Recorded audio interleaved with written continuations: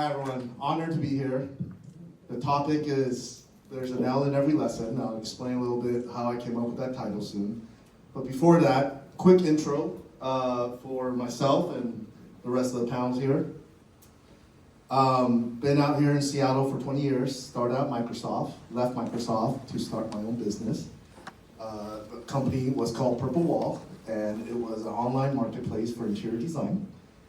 Crashed and burned 5 years later and joined the dark side as a VC. Was part of a fund called Chung Capital, which closed down 3 years ago. And 3 years ago, my dad and I started Change Paradox Ventures.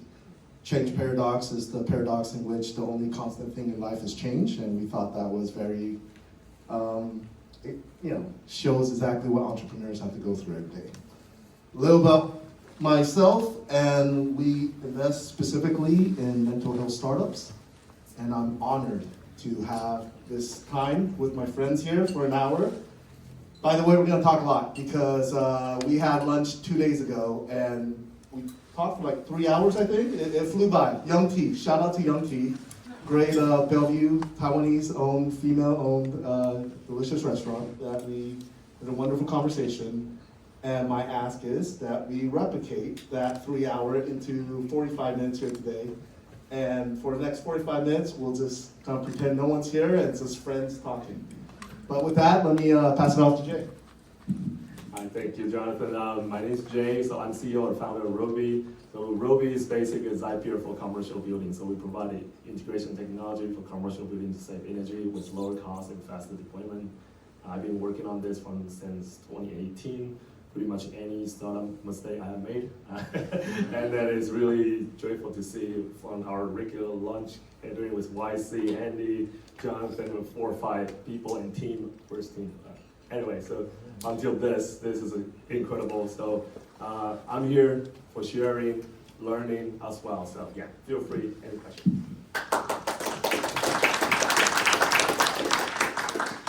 Hi everyone, my name is YC. I'm the founder and CEO of Lubn. Like Jonathan, I used to work for Microsoft, built the first version of Service, and then I moved on to the Windows team. And then, like a lot of people here in Seattle, we all manage our investment properties, and I found it's extremely difficult. That's why I started this company. Started since 2016, still running. And we got the first institutional fund from National Development Fund, 基金, at 2023.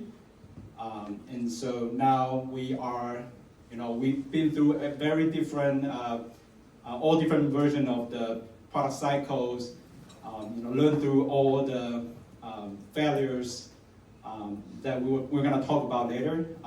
And now we have acquired a couple enterprise customers, and I'm happy to share what we learned, some tricks that we play when you're very small. Hopefully that can inspire a lot of young founders who are thinking about starting a new business. Thank you.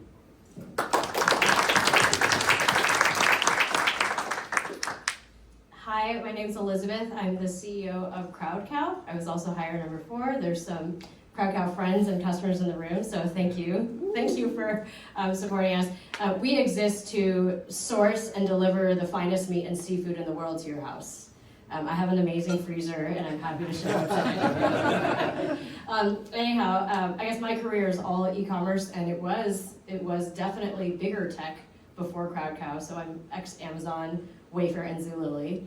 My passion is about making lives easier and apparently tastier with technology. And 7-8 years ago, meat online was extraordinarily difficult. Meat transparency in the US continues to be a problem. 85% of the beef that you buy is controlled by 4 companies. And so there's a reason why if you enjoy craft spirits, craft wine, craft anything, those are much more accessible than craft meat. But if there's anyone that's interested and passionate about consumer, that's my entire career. I'm super passionate about things that impact your daily life. When I started and was on the founding team of CrowdCow, I cooked no meat, and now I cook every kind of meat. So I think that the journey that you embark on will bring you the highest of highs and the lowest of lows. I think Casey mentioned earlier, there is no such thing as a solo founder. It is not a solo journey. And your resilience has to come from within, for sure, and it comes from people that you deeply trust and know. So, yeah. Great segue. Speaking of Casey, before I begin here, everyone, just another round of applause for amazing Casey. So much to get like. This is a side gig for her, guys. She has like a full-time job, 2 wonderful kids. Some say 2.5, you know, with YC on here, but she's amazing. Thank you, Casey. It's been wonderful. All right, let's get into it, guys. There's an L in every lesson. So Casey talked to me about 6 months ago about, hey, we're gonna have a startup event. We'd love for you to be a panelist. I'm like, of course, pleasure, honor. Come up with the title. For my hip hop heads, anyone know where this rap lyric's from? I know Alvin knows. It's from Eclipse. As I was thinking about the email to reply back to Casey, this rap song came on, and there's an L in every lesson, and boy, let my mess be your message. And it really resonated with me right there and then that what I really love talking with my friends here, especially over lunch and boba tea, is how vulnerable we can all be with each other about how imperfect the road to success really is. In the media, in movies, in books, on social media, all we see is the success of entrepreneurs and how great they are and how smart they are and how all their strategies paid off. But what they don't share enough, in my humble opinion, is all the mistakes that were made along the way. And this especially is resonant with me as a Taiwanese American. I think in our Taiwanese culture, in Asian culture, we're told we strive for perfection. We strive to not make mistakes. And when we do, hey, don't talk about it. That's Deolian. You lose face. You have to put up a brave face and not be vulnerable about your mistakes because that's just kind of the culture. I think it's very different, as we all know, here in America and Canada. It's very different for other cultures where it's much more individualistic. And it's more about, look at me, look at me. The fact that serial entrepreneurs can keep raising funds over and over again, despite mistakes, despite companies closing down, I think it's a reflection on not just entrepreneurs, by the way. I think also as investors, as part of the whole ecosystem, to be okay with companies making mistakes, companies closing down, companies learning from that. And that's what I really want to talk about today with my friends. We want to reflect on our L's, our mistakes, but really it's about our true intention is really to help out this audience. And raise your hand if you're an entrepreneur right now. Guys, I wish I had this panel when I started a company 15 years ago. I wish someone would tell me, Jonathan, make mistakes. You can't be perfect. Stop putting so much stress on yourself. And so I'll start with my lesson. Guys, I'm talking way too much. I'd love to pass the mic on. And Jeff, let me know, 45 minutes. This is gonna fly by for me. So my first lesson was, you can't do everything. When you're the CEO, you feel like I have to be the best marketer. I have to be the best sales guy. I have to understand my product stack. I have to close up the office after everyone's done. I have to clean up the office after everyone's done. But it burnt me out. And for those of you who are in big tech right now, thinking about starting a business, I was at Microsoft, and I thought, you know what, I want to be an entrepreneur, so I'm gonna work on my startup after work. And I got the whole evening. I only need an hour to eat dinner and maybe converse with my wife, and then, it's all about the startup life. I was half-assing it. I was bad as an employee, and I was bad as an entrepreneur. I never took off until I finally took a leap and left Microsoft. As I was a founder, and I was about to go raise my Series A, I thought, I'm a CEO. I have to keep being at the office and doing all the CEO duties. And I tried to do all of that on my own, plus go fundraise. Everyone, you're shaking your heads because that is such a stupid thing to try to do. I'm so thankful my co-founder at the time was like, Jonathan, you're being a horrible CEO now and you're being a horrible fundraiser. You just gotta go all in on one or another. And that resonated with the rest of my life. Honestly, I was a bad husband. I was a bad dad. I was a bad friend. A lot of the friends I have here, you probably didn't even see me when until I closed my company down. My point is, we as Taiwanese Americans, we as entrepreneurs, we try to put so much on ourselves, and we think we have to do so much, that I wish we had this group of friends, this group of support, to hear an entrepreneur tell me the truth about, you need support, you can't do it by yourself. But more importantly, knowing that you can make mistakes and it won't define you is how you start opening up with other entrepreneurs. And so with that first lesson, we'd love to hear some of the lessons that you guys have had. So Jay, I'll pose the question this way. You started Roby 8 years ago. Yeah. What would present day Jay wish he could have told 8 years ago, Jay? Thanks, Jonathan. I mean, I'll just be open, casual. Yes, you're not So even please, here. yeah. I mean, so if I look back 8 years ago, first lesson, I was first-time founder. I was engineering. I was an engineer. My parent wasn't even do any business, so I have zero concept about business at all. I tried several side projects. Something happened, something going on, and started grinding through. If I talked to 8 years ago, I would tell myself to say, be really careful, select the advice from people. Huge lesson learned from me. So I got my first investor, who is an he was a serial entrepreneur, whatever he called himself.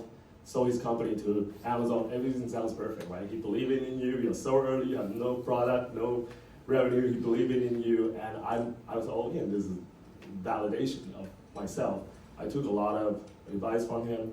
Eventually, he took a big chunk of my company, which is like a repeating what they call bad angel things. They were asking you like a Shark Tank deal, 20% of your company, that's like 20K, whatever it is. I did take the deal. And you'll be surprised, you will as well, if you're not careful about those kind of things, because you don't know. And that's your only chance, right? And they will present it to you, so I'm gonna bring you connection X, Y, and Z. Yes, I do meet a lot of people, and those people are whatever big corporate, SVP, VP, whatever. And those advice are very dangerous. They are very directive, right? Means like when they talk, they like to say, I know what to do. Which every serial entrepreneur sent by here, you all know every journey are different, right? And then we all know, no matter how many times you start out, the new one is always risky, no matter what. VC here as well. Everyone know it. So the most dangerous part is that you take a lot of directive advice from someone never run a startup. They don't know shit about your business. Let's be honest. They don't know shit about startup, right? They don't know you're grinding. They don't know anything. They are protected.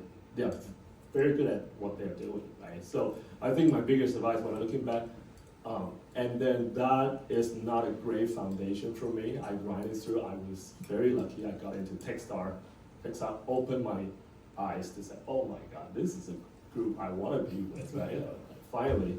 And then they helping me to clean the things up and all that. But if you're not lucky enough, that particular person actually repeated purposely doing with several startups. One of the startup founder I knew, he was still on the board, with a big chunk of a share, even with Series B, causing huge amount of problem. All right, with all investors. And that when you're in the B round, that's a whole new different story, right? There. So I was lucky enough, early enough to kind of like cut this like cancer cell, and he tried to sue me, right? And thinking about how much time I'm dealing with like a lawyer letter and all that kind of crap, right? In the beginning, I'm first time founder, right? So I'm lucky, I guess you're right. If I'm looking back 8 years ago, it's like, hey Jay, you gotta be careful, right? You gotta make sure you have some somebody you trust, the circle that you can take advice. And then several red flags.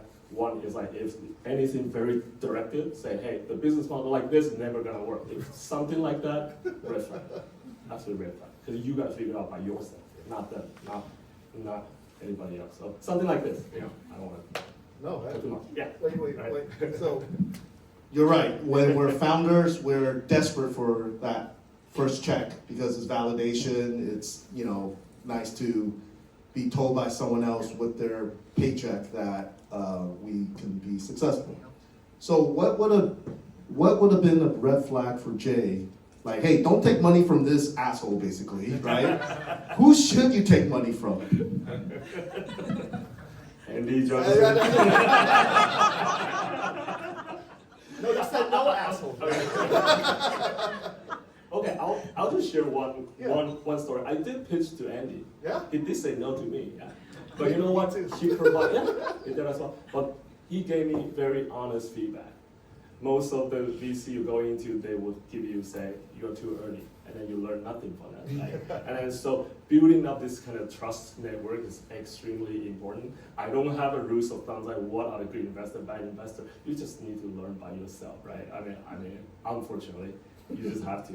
And then so my experience like with this like a trust group, I was lucky enough again with Kickstart helping open my doors. Oh, realizing like okay, this is how it works, right? So with that, it's very important. Your network is like trying to expand into the fact that like somebody willing to tell you the truth, okay? And then that's so important. So even though they didn't invest in my company, I would say they definitely contribute a lot for me to the reality check of why they don't invest, why they talking about the same things, right? Maybe I did something wrong. Maybe I should try something else to make it work. You know, that definitely helps so much. Yeah. Thanks, Jay. Well, I mean, Jay's talking about trusting investors, but another source of revenue for a company is? Yeah, so that really, you know, the revenue source should really come from customers. Can you repeat that, please? The real revenue source should come from customers. So you should spend more time, if you want to start, you should spend more time with your customers than the investors.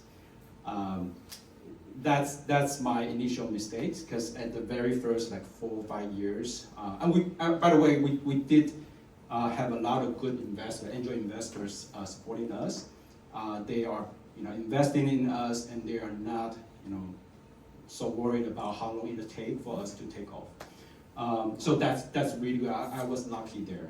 But you know, at the very first 4 or 5 years, I was eager to find the check from the investors.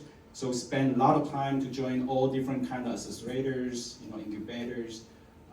Try to look for the investors and pitch to them. You know. We do have a really beautiful pitch deck and showing, you know, all the growth curve, you know, hockey sticks, and it never really happened until, well, I guess very soon. And so really, I think that is, I mean, you can spend some time there, right? You should, and that process will help you understand how you at least plan to build your business. So that part is great. But after that, once you have product, you really want to push the product out the door as soon as possible. And you know it's not going to be perfect. You know it's going to be a lot of negative feedback from your customers. You know your baby is ugly.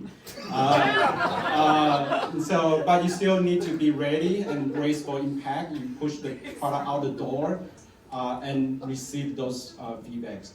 By the way, I didn't, you know, explain in detail in terms of what we are doing. We are building a property management system with an access control. So we do have a hardware devices, and it takes a lot of times, longer than what we originally expected to be at the level where our target customers would satisfy. And so, so at the beginning, you know, I have the desk outside. You can kind of see each iterations and how crappy it was at the very beginning. And even that, we were brave enough to push it to Amazon and try to look for and consumers. And every day in the morning, the first thing I do is I take a look at the customer feedbacks. We have a customer support team. At the very beginning, I was the only one who deal with everything, including customer support. And so the first thing I did every morning is to look at those negative feedbacks from the customers. You know, people are very mean, like they give us 1 star at Amazon. Your baby's ugly. Your baby's ugly, it's not working, and we are paying so much, and you give me this crap. But that's all good, because you do have to have those to sort of as a data point so that you can iterate based off. So now we are at the 4th generation, and we feel like, Johnson asked me, at what point you can reach out to those bigger customers. We knew at the very beginning that we want to go after like MLS or real estate associations, but those are big players. They need a couple of thousand units. We knew at the beginning we were not there. Like the product is not there for those customers. We are going to ruin our reputation if we push the product to those groups. So we focus on the end consumers. We push our product to Amazon. So that's what we call hunting flies. Flies are small. You can sell your product when it's not so mature to those customers, and the risk of losing those customers are low. But instead, you can gain a lot of insight from those flies until you iterate your product to the point where you can really think about hunting the elephants or hunting the whales. And so that is our approach. And at some point, you can see from your customers giving you negative feedback and being very mean and comment on your product to the point where they start to give you suggestions. You start to see those negative feedbacks dying down. You start to see people are eager to contribute, give you those very constructive opinions or thoughts that you never thought about.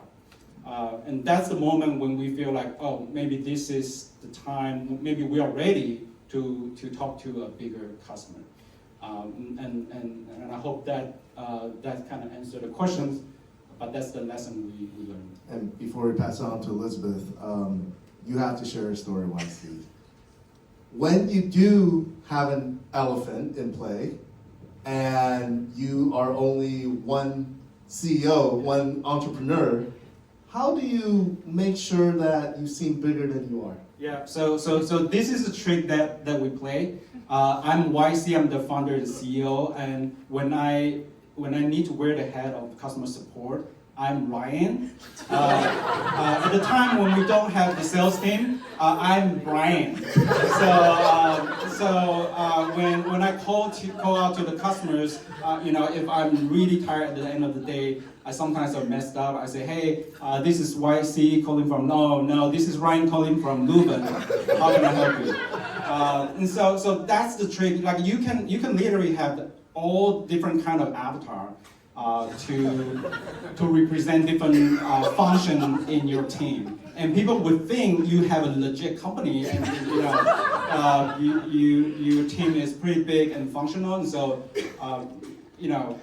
it's not, the goal is not to cheat. It's not to lie to your customer. The really is so that they can start to understand your product, give you an opportunity to use your product. I think that's the trick that we play. I think it was smart. And now people are probably using AI agents, with different avatars. So you were just doing it before AI agents. Yeah. And I use different avatar pictures. And when our customer meet online with us, and they were like, wait, you're not Ryan? Ryan is taking time off. Yes. He was a horrible employee. I had to fire him. Yeah. Thank you. Elizabeth, we talked about, Jay talked about how making sure your investors are aligned. YC talked about making sure customers are aligned.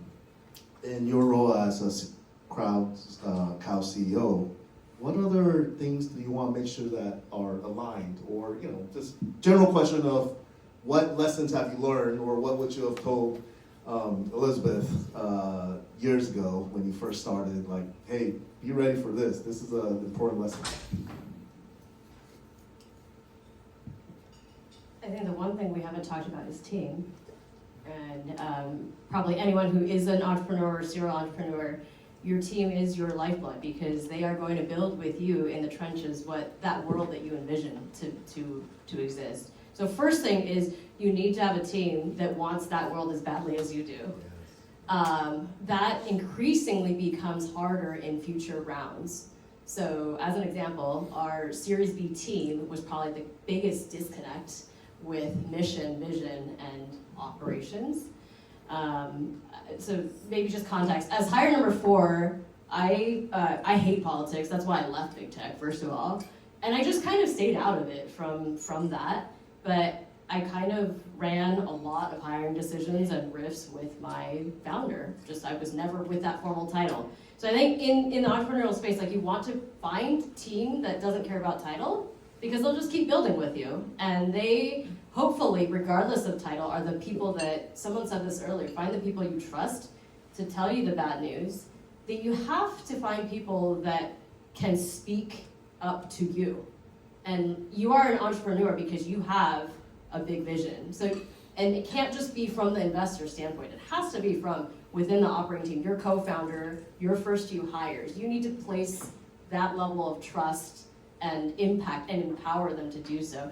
YC story is funny because we used to just trade titles. Be like, you're running that now. I'm not doing that. You go do that now. I'm done here.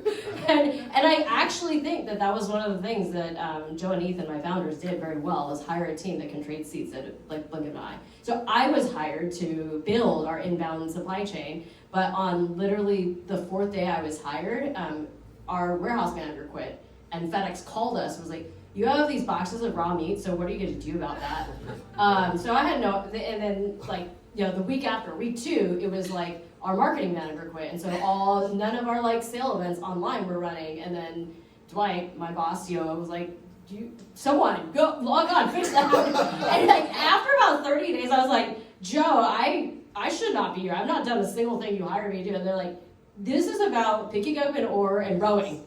You want to do this? I'm like, I'm having a blast. I'm having a blast. I've never had adrenaline like this before. Yes. But I think one of the things I also think is, Jonathan, you mentioned this, is you kind of think that like your job is to do all the jobs, but one of your jobs is to stay as curious for as long as possible. And it's really hard. Again. That is a great one. You want to stay as curious as you can, as long as possible. And literally everything will take your joy away. Yeah. You will ship something and your customers will be like, that meat was off spec. Why is there so much fat on it? Do you not? Who is running your QC? Does anyone at CrowdCount care The right now? baby's ugly. This is just going to be your daily reality. And that is actually part of what it takes. Yeah. And if you don't want harsh feedback, they're like, maybe just chill out before you jump in. But and you have to have a team that's like, you're not in a good space, Elizabeth. Like you need to take some time and like think about that, or if we do this, Elizabeth, these things will happen. Should we do this? Like if you say yes, we will do this, but these are the outcomes. Are these the outcomes you want? Right. And sometimes you need to be like, yes, in fact, these outcomes are brutal, and this is actually the only path forward. Right. Or, if I may, the answer is, I don't freaking know. Or I need to take some time. Right. I need to take some time, sleep on it over the weekend. Right. Talk to customers. About the joy piece, one of my biggest lessons was I did not bring this company back to in-person as fast as I should have. So we were obviously fully remote during the pandemic. We are a very lean operation, lean team. One of my investors is in this room, he knows. So I think though that why were we 3 hours at Young T? I mean, I think there's something about being in person where you can ask much harder questions than you can otherwise, and more importantly, you can allow others to dig deep with you and challenge you and push hard on you. And one of the things about building fast and building hard is if you don't actually have buy-in, mental and emotional buy-in, like that won't go so far.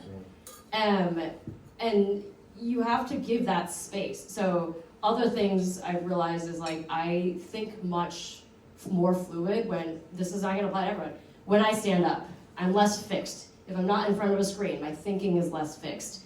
If I whiteboard, I'm less fixed. There's like these, we are physical bodies. We are building with AI, and I'm happy to talk about that. But as you build with AI, remember, this is still a biological organism for now. In the future, just avatars up here, that's fine. But one of the things is know how you think best. Know how you build best. Because you're gonna build a team around you that amplifies that. And you shouldn't pattern yourself after anyone else. You are very much not one size fits all. Oh, that's it. And especially, don't over-optimize for your investor. There are going to be a lot of questions as founders that you're going to have as you go through this journey. Should I build this? Should this website be blue or should it be red? Don't over-optimize your company with a hockey stick that, as an investor, I've seen, Jesus, like 5,000 times, let's say. I haven't seen a pitch deck yet that tells me it's gonna be nice and, even, right? Everyone somehow is a hockey stick. My point is, don't over-optimize your company for the interest of your investor. You're gonna have questions. Your investors don't know the answer. The only people in this world that have the key to all your questions about your business is customers. Go get off your laptop, get off your phone, buy your customer a cup of coffee, and I guarantee you the ROI on that is gonna outstrip anything else you spend. So, to your point, Elizabeth, I think knowing yourself, I think that's what we all can kind of say here, whether it's your investor, whether it's your customer, whether it's your own team, this experience really humbles you. It's a lot of self-reflection. It's a lot of death of your ego. You can't bring ego into this. And again, that's why I want to have this discussion. Too much of this toxic culture of startup hustle is putting up a mask. And I can speak from the investor side. Investors have a mask. And the worst thing you could do for your company is you convince an investor's mask to invest in your company, and they have a mask. Because guess what happens when shit hits the fan, which, by the way, it's going to, and the mask come off, and you're like, wait, you invested in this? Wait, I didn't know you didn't want to grow like the hockey stick you said. I didn't know you wanted to be a lifestyle business, or I didn't know you wanted to be acquired. A lot of that is what part of this journey is as a founder and investor, is kind of knowing yourself and having some self-reflection. We've done a lot of self-reflection here. We've done a lot of looking back. I want to end this second part of our conversation looking forward and being reflective. What are the lessons you're learning right now? Or tell us a little bit about some of the mistakes that you're hoping to make this next 12 months. Jay? I don't know what kind of mistake I'm gonna make. I just make a lot of mistakes anyway. It's mistakes, okay, I mean, whatever. I mean, hey, just looking back, we all look miserable, but hey, we are all good, right? Let's get that right. And then I'll be honest, I share my story. I think after COVID, 2023, I basically have a restart of my company because COVID direct impact my business. But I was able to basically took all the lessons I have learned in the past 5 years, implement in the next 3 years. It actually grow really well. And then we are at the position I'm very happy at this point, let's put it this way. So for me, the lesson I want to learn is about scalability, right? So I mean, I have a nice business right now, making money and all that, but I mean, looking back to say, is this a moonshot or is not, right? I'm curious. I have some thesis, but I want to experiment that. I want to make a mistake to really learn that, right? If it's not a moonshot, that's okay. I take it myself as a nice ride. talking about outcome, solution, hey, let's go for it, right? So I was very transparent to my team about this. It's like in the next 6 months, I'm gonna make a lot of mistakes. I'm gonna try a lot of things, right? I'm not gonna stick with it to say, no, we're looking good, we just stick with it, right? So I think that's all about the startup and personality if you like to, pursue something bigger, more challenge, and then what kinds of mistake I will make, I'm pretty sure there's plenty of them. And then the only person can tell me if I make mistake or not is like you go outside, hustle, your customer telling you, your investor telling you. That's why the good network is so important. You might be come back to say, yes, now I'm a venture scalable business now, you come back, you pitch, you fail, right? If you have someone around you can at least give you feedback, you kind of understanding your game. So I think I'm run to, at this point, 8 years, looking myself to say the journey I have learned so far. Very challenging, a lot of ups and downs, totally worth it. Whoever is doing that, grinding through that. Okay, just that's the only thing I can say. Roshi? Yeah, I think mine will be a bit more practical. The challenge that we have right now is, we have hardware that need to be manufactured, and today we have war going on, and there is a memory shortage going on. So the lead time of getting the key components are pretty long.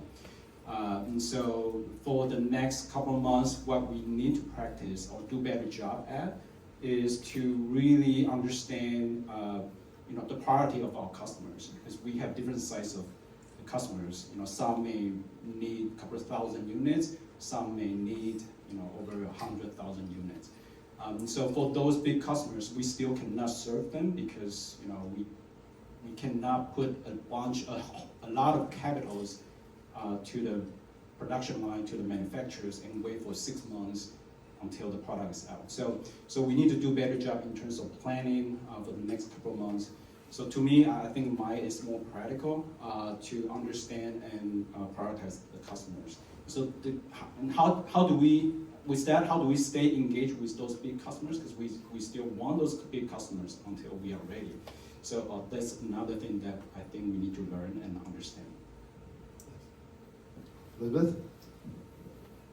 Kind of relate to what Jay said. It's also in a period of like rebuilding and rethinking CrowdCow. So within the last quarter, I've like entirely replaced functions with AI, and I can speak to that, which is what I think every consumer company would be doing anyways. But one of the things is also getting a lot, because I have such a small team that everyone can actually talk directly to customers.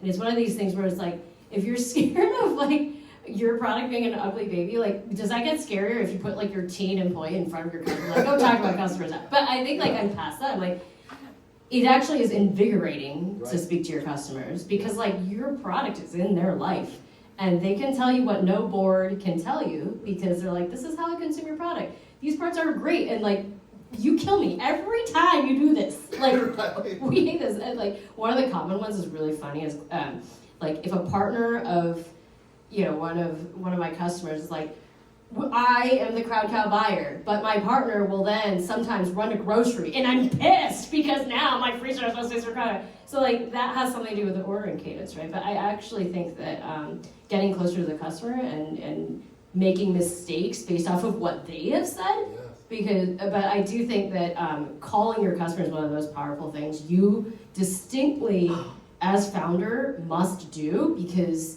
you're the only one that has the fullest vision of the full PMF. And so you can overreact to that customer feedback, but like you being super close to that is like, that's a really valuable source of truth. Yeah. No, that's great. It's time for Q&A. Everyone think of some questions, but before I go to the audience, Jeff, raise your hand, and Jeff here will hand you the mic. Before we do that though, can I ask everyone to give this brave group of panelists a round of applause for their vulnerability?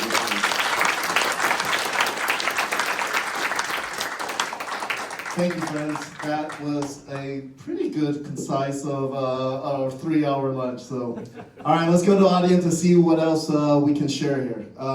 Questions? Thank you, JJ. Yeah, my name is JJ. I have a question. So I used to work for Amazon, and we used to say one-way decision or two-way decisions. Like two-way decisions are the ones you can make, and then become fast because the cost of reverting it is low. And one-way decisions are the ones you take a long time to make decisions because it's hard to go back on. So as a founder, what are the one-way decisions for you? For example, investors or maybe finding the right team, and how do you know that you're right? How do you validate that you're right? Anyone? Good question. I'll just speak really quick. Yeah, I mean, the honest answer to you is you just need to learn by yourself. I mean, I really honestly say that because I do hear advice from people or from my fellow founder friends and all that, because the industry is different, the purpose of your hire are different, and you know, I'll give you a really good example. So I've been heard that, you know, salespeople, it's like you hire quick and cut quick if they don't pan out.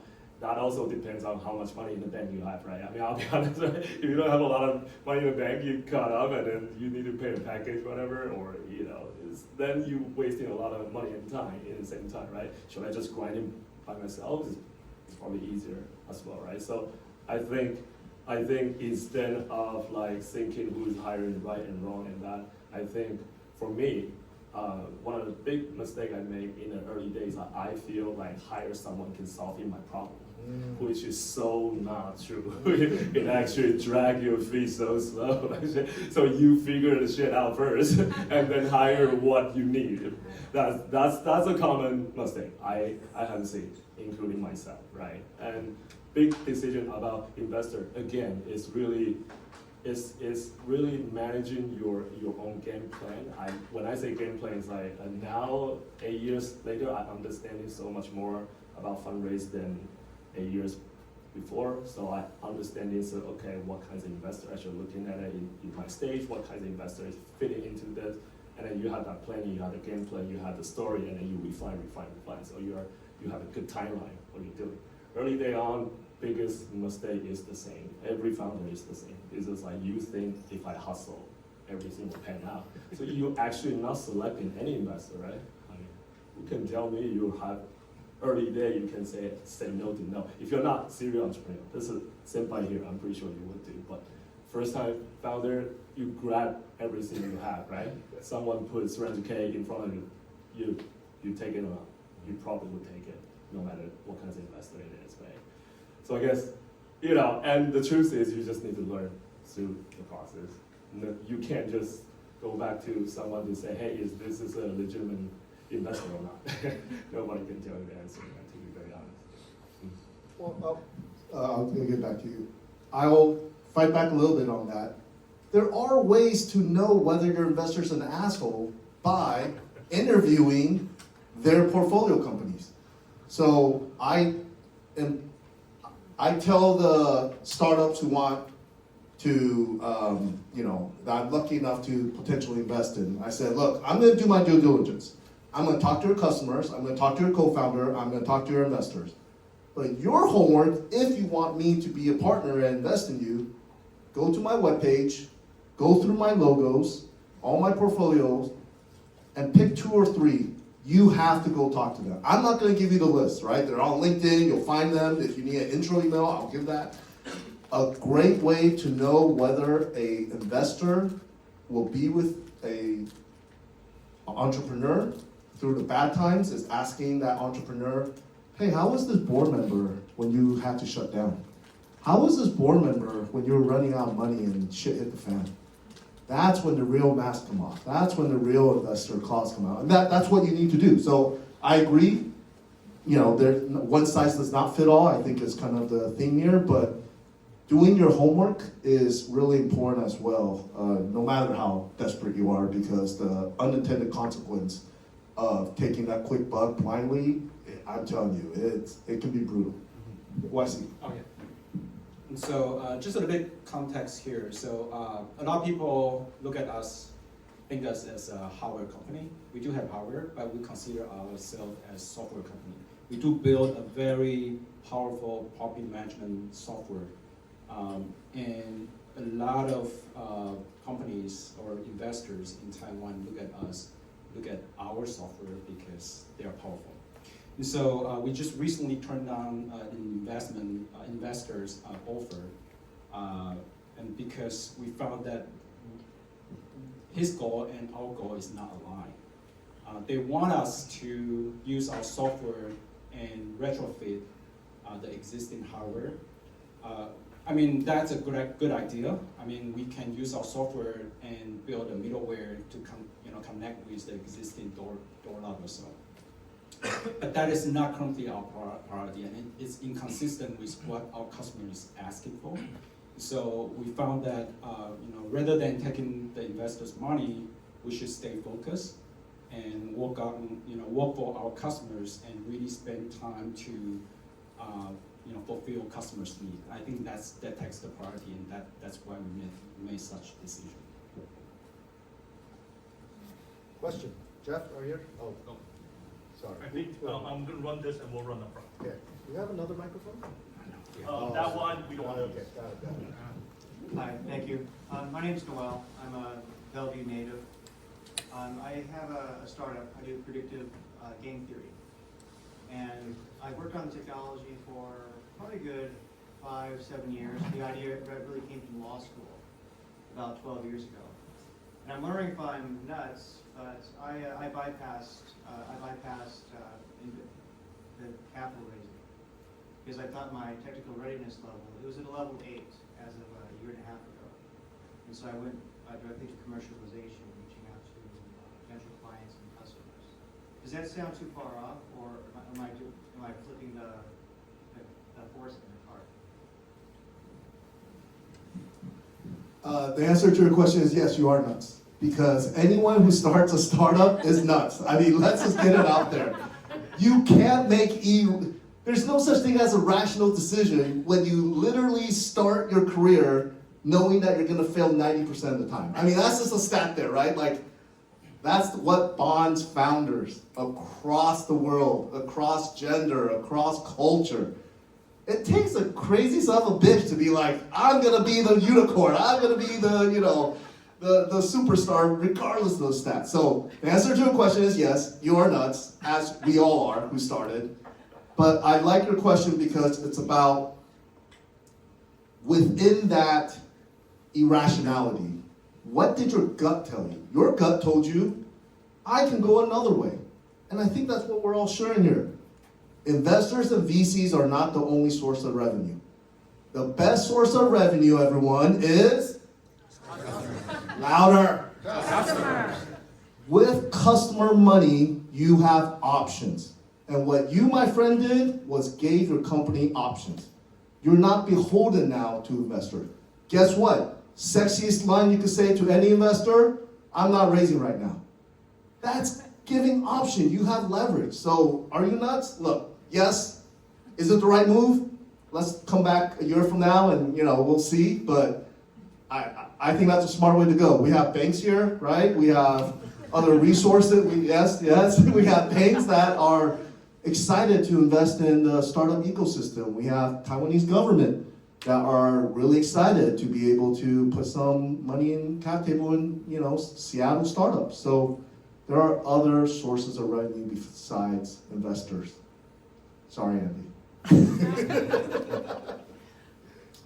Hi. So my question for you guys is, the building a team is the most important thing for founders. I'm super curious about what kind of signals and where do you look for talents that is curious, share your mission, and it's essentially like your Navy SEAL team. It's not just like a soldier who can follow orders.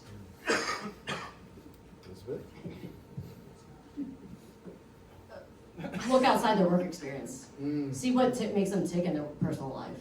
Whatever, and like try not to run it like an interview, but whatever they naturally will not stop talking about is what you are buying, what you will be funding. And if that is valuable to the thing you're building, it'll go a really long way. So one of my most recent hires is like literally like he's like a walking AI. Like his whole life is just like he definitely has some sort of ADHD. Like this person is just like he is like all, like his whole body is like various L-ons stitched together. And he's just like, this is just his like irrepressible joy. Like this is, and so he happens to be in a function that is extremely hard and has all kinds of setbacks, also really hard where you're not flowing in cash. And so, but like, he's like, if we flip a paradigm on it, he was like, your rules were that last week, this week, your rules are this. He's like, okay, let me get back to you. And he's like, I was playing around with this and da-da-da-da. And I'm like, what do you guys think? And sometimes it's wild and it's totally broken. But enough of the times it works. And I think that like, just anyways, look as hard as you get. At Wayfair, one of the key, this is a very different organization, right? But like what they would look for is 100%, at a certain hiring level, they would look for your extracurriculars. Because they were trying to assess like, how are you as a person, what's your leadership capabilities? Like what, like if you're an extreme athlete, probably great. And I think there's like corollaries, like if you're hiring for sales, you look for certain things that you do outside of work. But I think that what you do outside of work will tell you a lot more than the resume checks. I will add on this. So the way I look at building team is think about people. You are also investing in people. And with AI today, I don't think there will be anything that's kind of, everyone should have similar like talent, right? Really, because you can add AI and then you can get the help from the AI and be great at. And so one thing that I look at people, especially when I pick the team member, is whether this person can be a good learner and be eager to learn and adapt to the new trend, new things.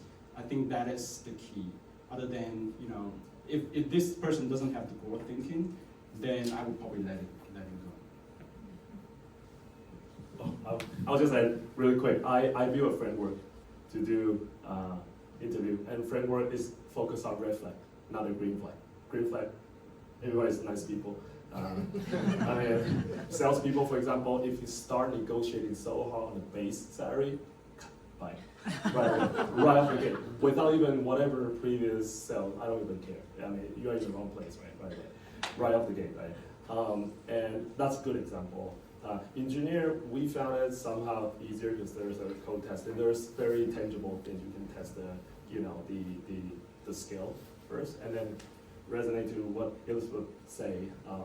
Yeah, if they cannot stop talking about their project, that's a good sign, because that means they're really doing that, right?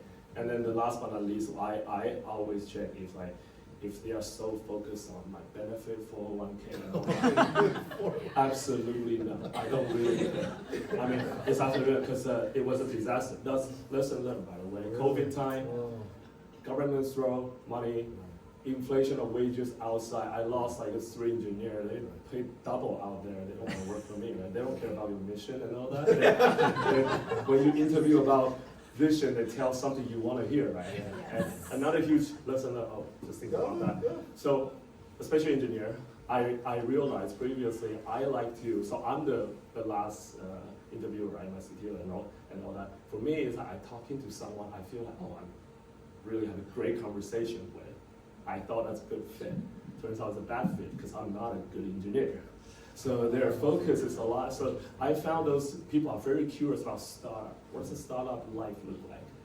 What is my imagination of a startup? Oh, you're supposed to raise an A in 2 months, right? Isn't it? Are we supposed to have an office hiring 20 people? You know what? Later on, they did focus on that. They did ask me about why don't we hire product manager and all that. So all the focus are just wrong. And then the one stay longer is the one that could really just focus on solving problem. They enjoy this solving problem. They enjoy the fact he was 26 years old, single-handedly programmed to our largest customer, Sony, and then roll it out to production, and then deal with all the customer requests, never give up, it's solving.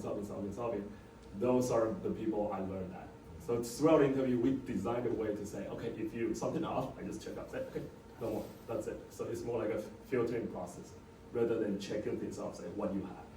Yeah, that's mine. Thank you for sharing. We've got time for 2 more questions. Did I see one up front? I guess table 1 is taking both. There you go. Thanks. Hello, my name is Alvin. Thank you so much, panelists, for all your insights. My question is about when it comes to making decisions, when do you tend to use data-driven versus intuition? This is regarding to, because the L and the W in every lesson, like you guys must have made a lot of decisions constantly, and just looking back, do you tend to use intuition more, or you use data to drive your decisions?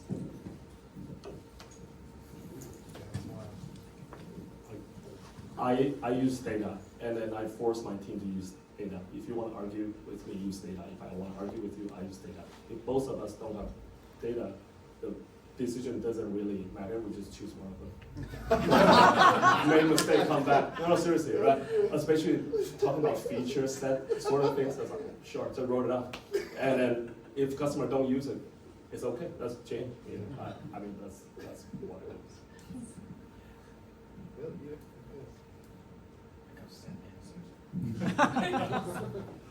I would also say though, don't get, like, data will say sometimes what you want it to say.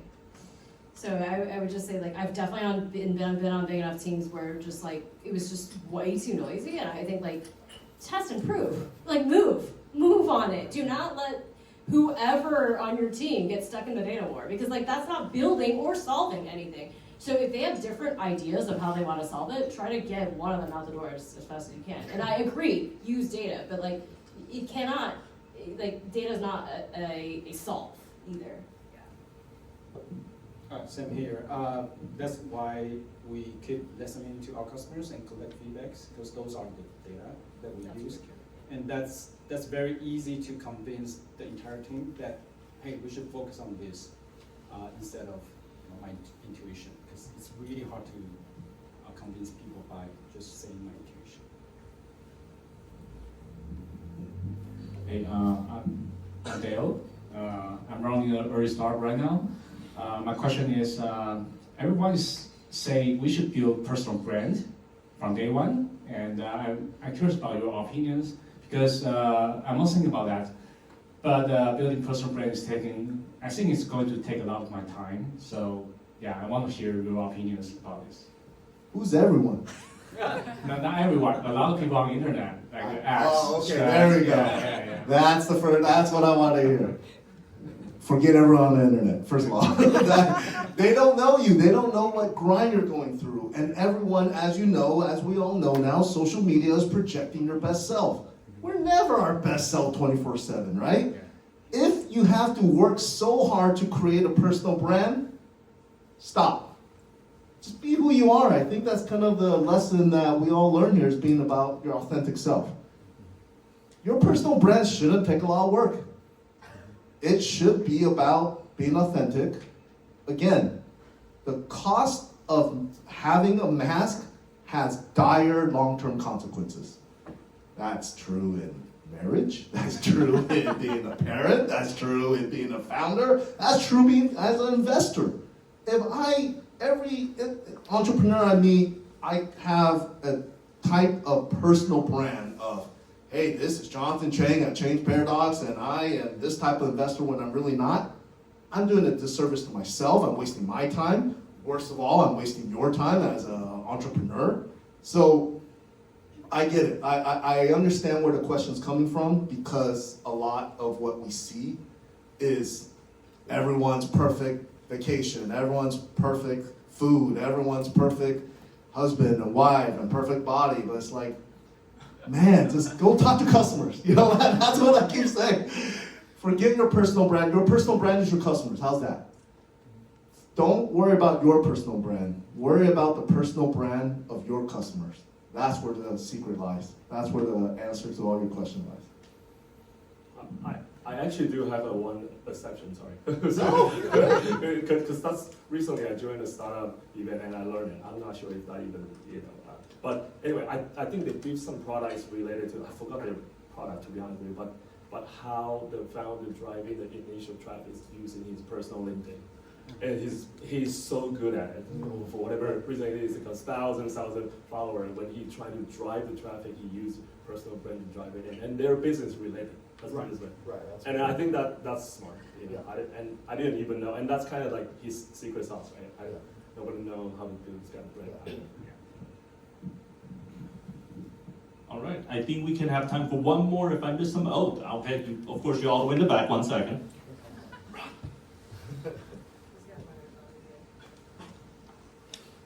Oh, thank you, appreciate you meeting me kind of halfway. Hi, so my name is Hsueh. You can also call me Walt. But I recently just started my own company. It's called Table Sentry, and it's data monitoring tool. And I 100% agree with you that everything should come from the customers. But I actually have a little question here, which is I don't have my first customer yet, right? And what I've been doing so far is I reach out to, because my company targets small-sized to mid-sized companies, so I reach out to head of data scientists of different mid-sized to small-sized companies, those directors and those teams, engineers, whatever you call it. And I asked what is their pain points, and I try to address their problems, so potentially they can become my customer, right? But I'm still halfway there, and I'm still in the process, so I'm just trying to ask, what is your experience of getting your first customer, which is your first data point, and how do you start from there? Anyone? Sure. So we just talked a bit before this panel. I can share my experience. I don't know how to solve yours, but perhaps you can figure out something else. The way, like I said, because the product that we have can be used by end consumer, small investors or mom and pop investors who manage 2 to 5 Airbnb properties can use our product. So it's very easy for me to put our products on the public market and then acquire customers. That's a very easy to start, right? So for us, and then once we collect enough data from flies, then we can iterate based on those feedbacks, and then we can approach bigger players. And oftentimes when we build up, 10 years is it's pretty long. So now if you search, LTE access control in cloud or in, ChatGPT, we will be recommended. And we didn't even spend dollars on, Google Ads or something. And that's just, people start to talk about us. Once people start to talk about your product, then it's going to be easier for you. I have a good one to add. I have something called the mom test, which I did that 2 times, pre-COVID, and then hit COVID. After COVID, I did it 1 time. I basically pivoted the whole thing. So mom test basically means like thinking about your idea, you talk to your mom, right? Your mom is going to be saying, this is the greatest idea on earth. And then this tells you nothing, basically. Right? So you learn after that. So the framework is about how do you make your mom not able to lie to you. Okay. And then the way you're doing that is like you asking open question. So I'll take my company, for example, pre-COVID, so our target customer is a facility manager, right? And we ask them the question, what's your top 3 priority right now? Your top 3 common problem, right? And then they will, let me tell you the framework. So they will say 1, 2, 3, whatever it is. And then each of them drill down a little bit. So for example, one of the things they're talking about, energy saving pre-COVID. Energy saving, they'll say, oh, my owner will ask me to save X amount of $1 and all that stuff. And then you say, okay, then what do you do? And they will say, oh, we go tune in this and that and that. Are you looking for other solution? No, we good. What's that tell you? That means like the pain point is not big enough, they pay something, right? And then pre-COVID, we found out the biggest pain point for the big tech companies about it, employee make a lot of hard cold call. They complain about too hard to call all the time for ourselves. So we built that product specifically for that, and then rolled it out. My first customer is actually Dropbox in the headquarters. I was very proud of myself when I walked in, and then starting penning out second customer, third customer, because I do a lot of interview like this, the mock test, and realize that, oh, then you kind of shaping up your customer profile. Big tech company, single tenant office, they want to make sure those like high pay engineer happy. That's their pain point. Perfect. I drill in, how big is the market? And that kind of shaped out your pitch as well at the same time. After COVID, I did exactly the same. Realized everybody shifted to energy saving. Perfect. I got this. And then I figured it out, right? So I think open question and drill down to say, oh, there's a pain point, but it's not big enough, they want to pay. Here's a pain point. They try to find a solution. Then ask the question, why don't we use them? Right? Then you have a pitch there, why we're better than others. So you come, and then require hustler. You just need to ask a lot of people, same question. This is consumer, but we sold out our first cow at the Starbucks on Mercer Island. And the reason we chose that, this company obviously sells meat. I'm sorry if that's offensive to anyone. But so the reason that we chose that Starbucks on Mercer Island is we have this thesis that we are meant for, first of all, people who love to cook, so households, small to big, but households. And second of all, that are willing to pay a premium for meat, who are looking for higher quality meat. So we chose Mercer Island because Mercer Island actually has a great farmer's market. And so we chose that Starbucks. It was like, if it's too hip, then they may or may not even eat meat. So let's choose Starbucks, there's households there. And then there was like this market signal. They were like, okay, we legitimately sold out our first cow in 24 hours, so now we need to figure out how to buy a cow. And we need to figure out where to harvest it, how to butcher this. That created other problems, but the first thing I think as a founder is like you need to figure out your market signal before you figure out even how you ship this thing. So like that market signal for at that time, this was like 8 years ago, was strong enough. And it also, as we spoke to customers, we figured out exactly what Jay is talking about. Why?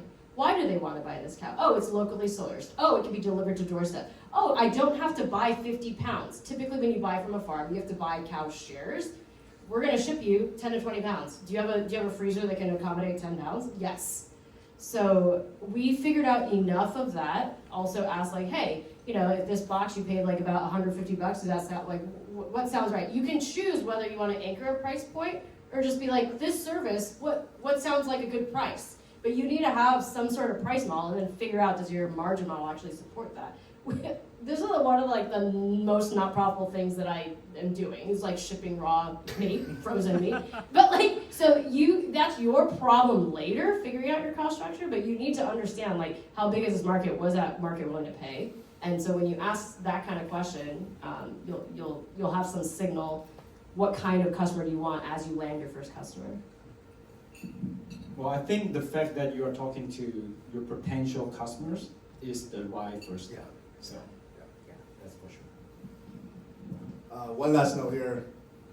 Well, that first customer, oh my God, what a high, right? Like we talk, you know, in this hour, we've been real. We've been talking about realities, the lows of the roller coaster. But for all those founders out there, man, that first sale, I still remember it. Like it's the high of the high. Me and my teammates at Purple Wall, we were in the office and a credit card came through. And let's be honest, the first 10, 20 maybe of your customers, they're gonna be friends and family. Like they love you, they're gonna like, oh yeah, nice app, here's 1099, here's, you know, whatever, right? Like investors know this, you know, it's open secret, right? But that first customer, wire came through, it was like $400 or whatever. I was like, I don't recognize this name. Hey, does anyone know Chang? Anyone? Like from my team? Everyone's like, no. I'm like, holy shit, we have our first sale, guys. Oh, we celebrated that day with some, you know. Yeah, we celebrated that day.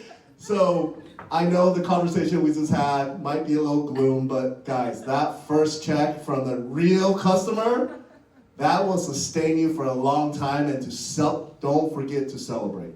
Celebrate those milestones along the way. Go out for a nice steak dinner. Elizabeth has the greatest steak recommendations, by the way. She'll know where to take your team to go celebrate. But remember to celebrate, because the lows are low, but man, the highs are highs, and that's why we do it. And that's why we're here today, everyone. Thank you very much for a wonderful time, and one more round of applause for the panelists. Thank you, Jonathan, for ending on such a lovely note. Appreciate you guys for spending all this time with us upstage. We're going to take a quick break here, and my apologies for kind of the time control. We actually went through our break, so turns out we probably need about 50